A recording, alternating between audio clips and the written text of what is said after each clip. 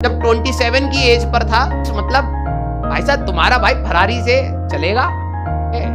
हाँ 5-6 तो भाई साहब बिला होंगे हमारे पास, ये करेंगे वो करेंगे। ठीक है, इस उम्र तक एक टाइम पे मैं सोचा करता भी था, सच बताऊं तो मैं जब 27 की एज पर था तो मेरे खुद के भी प्लान्स थे कि नहीं यार मैं आईआईटी में आ चुका हूं, मैं इतना इस 27 तक इतना कमा लूंगा, ये हो जाएगा वो हो जाएगा, लाइफ में ये कर लेंगे वो कर लेंगे, सेटल हो जाएंगे। ठीक है, प्लान था 35 में रिटायर करने का, इतना तक प्लान बना लिया था। इतनी मेहनत करेंगे कि 35 तक तो रिटायर हो जाएंगे। अब 31 की एज पे ऐसा लग रहा है कि भाई साहब रिटायरमेंट की तो एज आ ही गई है, बुढ़ापा भी आ ही गया, बैंक बैलेंस अभी है नहीं है? पापा से पैसा मांगना पड़ेगा बुढ़ापे में, या तो जमीन मांगेंगे। तो कुछ चीजें ना आपके प्लान के हिसाब से चलती नहीं है लाइफ में। ठीक है, कुछ चीजें आपके प्लान के हिसाब से नहीं चलती। तो इसीलिए मैंने 27 जब, और मैं इतना डेडलाइन के लिए श्योर था कि नहीं भाई 27 मतलब भाई साहब तुम्हारा भाई फरारी से चलेगा। हाँ 5-6 तो भाई साहब बिल्ला होंगे हमारे पास, बिल्ला नहीं होए, हाँ म्याऊ म्याऊ वाला बिल्ला नहीं, बिल्ला घर घर बड़ा वाला। हाँ हर बड़े शहर में तुम्हारे भाई का घर होगा। क्या हाँ खूब पैसा कमाएगा तुम्हारा भाई, कमाना क्या बैठ, पैसा पीटेगा।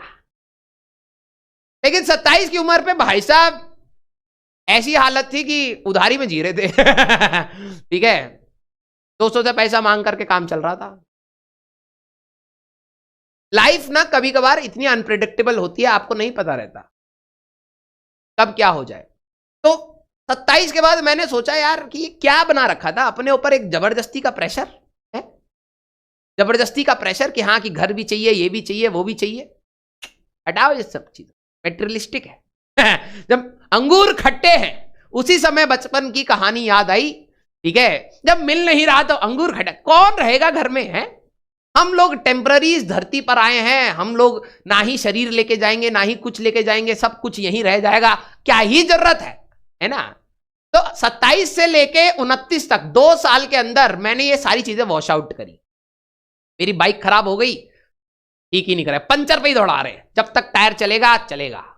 ठीक है, एक दिन ऐसा हो गया टायर चल ही नहीं रहा, लेके गए, वो कह रहा सर टायर चेंज होगा। मैंने कहा क्यों, पंचर लगाओ? तो कह रहा है भैया इसमें 72 पंचर हैं, हर पंचर 50 रुपए का लगता है, ट्यूबलेस टायर है। कह रहे इतने की तो आपकी बाइक नहीं बची है मैंने कहा हवा भरी है चुपचाप, 2 रुपया का काम है बस, ट्यूबलेस टायर है चलेगा, 2 रुपया का हवा यहां भरा है, 2 रुपये का हवा 2 किलोमीटर बाद भरा है, आराम से ऑफिस पहुंचा तुम्हारा भाई। तो 2 साल के अंदर सारी सारी मेटेरियलिस्टिक चीजें जो अंगूर खट्टे हैं की वजह से लग रहा था, सब हमने साइड में कर दिया। 29 से 31 की जो उम्र हुई बड़ी चिल हुई, कोई टेंशन नहीं, कोई टेंशन नहीं। हमारी पेंट गंदी है, ठीक है, कोई टेंशन नहीं। हमारी पेंट में इंक लगा है, कोई टेंशन नहीं। बाल झड़ गए, कोई टेंशन नहीं। ठीक है, बिल्कुल मजे में जिंदगी जीजिए यार। कभी कभार आपका प्लान आपके दिमाग की दही कर रहा होता, हाँ आराम से जिए। और क्या, कोई कहेगा यार इतना मतलब तुम अच्छी कंपनी में कर रहे हो, अपना वेशभूषा देखिए, क्या कर लेंगे। हाँ मुझे अच्छी तरीके से याद है कि एक बार मैं ट्रेन के, मेरे पास टिकट नहीं थी, ठीक है, तो ट्रेन का जो कनेक्टर होता है ना उसके साइड में बाथरूम होता है, तो मैं 2 बाथरूम के बीच में जब सो के जा रहा था ना, उस समय मेरे को बड़ा वो हो रहा था, दुख। ठीक है यार टिकट ले लेनी चाहिए, पापा ने पैसे दिए थे, हम उसका इधर उधर खर्च करते हैं ठीक है, घर देखो यार, जब हम कॉलेज जाते थे धनबाद तो पापा तो स्टेशन पे या मम्मी तो स्टेशन पे छोड़ने जाते थे, तो उस समय तो हम टिकट का पैसा नहीं मार पाते थे। लेकिन जब कॉलेज से वापस आ रहे होते थे ना सेमेस्टर खत्म होने के बाद, तो मैं पैसे इधर उधर कॉलेज में ही उड़ा देता था, और मेरे को लगता था दोस्तों के साथ चले जाएंगे बैठे बैठे, और क्या है 12 घंटे की दूरी है, हाँ मूवी चला लेंगे, 2-3 मूवी देखेंगे, बकैती करेंगे, इधर उधर घूमेंगे, हो जाएगा काम। उस समय पता लगा कि हम अकेले ही जा रहे हैं, पापा बीच में बुलाए थे, हम पैसा इधर उधर उड़ा दिए, अब सीट मिली नहीं, सर्दी का समय था। तो जब हम बाथरूम के 2 बाथरूमों के बीच में हम अपना, भाई साहब 3 बजे के बाद नींद आने लगी, हमें लगा अब तो नहीं होगा भाई। पहले मैं इस दरवाजे के पास, क्योंकि ठंड का वो था, तो दरवाजा मैंने बंद करा और मैं यहां पर दरवाजे के पास सो गया। तो भाई साहब कहीं स्टेशन पे रुकी तो दरवाजा तो बंद था। मैं सो रहा हूं। फिर क्या हुआ कि किसी बंदे को चढ़ना होगा रात के समय, अब दरवाजा खुले ही ना, वो बाहर से गालियां दे रहा। मैंने कहा कौन किसको गालियां दे रहा है? मैं उठा तो देखा मुझे ही पड़ रही है। कह रहा दरवाजा खोल मेरी ट्रेन छूट जाएगी। तो मैंने जैसे दरवाजा खोला पहले लड़ाई हो गई। फिर मैंने कहा चलो ठीक है, इस साइड ट्रेन बार बार इधर चल रही है, बार बार उठना पड़ रहा है, इस वाले दरवाजे के साइड मैं सो जाता हूं। मैं इस वाले दरवाजे के साइड जैसी सोया, बस अगला स्टेशन इस साइड आ गया। मैंने कहा भाई काम नहीं बन रहा, नींद भाई साहब बहुत ज्यादा आ रही है। मैं बाथरूमों के बीच में अपना बैग, वो मतलब थोड़ा सा चादर लगाई, तकिया लगाया, वो अपना बैग लगाया और सो गया। उस समय मेरे को बड़ा दुख हो रहा था। क्यों? क्योंकि मेरे को लग रहा था यार 2 बाथरूमों के बीच में सो रहा हूं, बहुत बदबू आ रही है। क्या है? अब समझ नहीं आ रहा कि हमारे में से आ रही है या फिर बाथरूम में से आ रही है, दोनों का बराबर हो जा रहा है। ठीक है।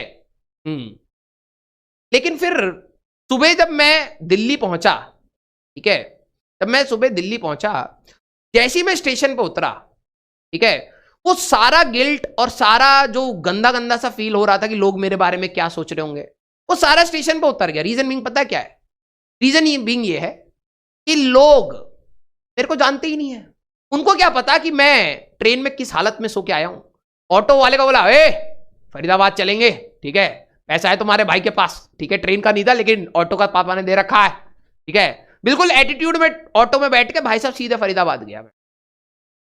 तो कहने का मेरा ये सेंस है कि लोग आपको थोड़े से मोमेंट के लिए जरूर देखेंगे और आपको एनालाइज करेंगे और हो सकता है आपके बारे में ओपिनियन भी बना ले।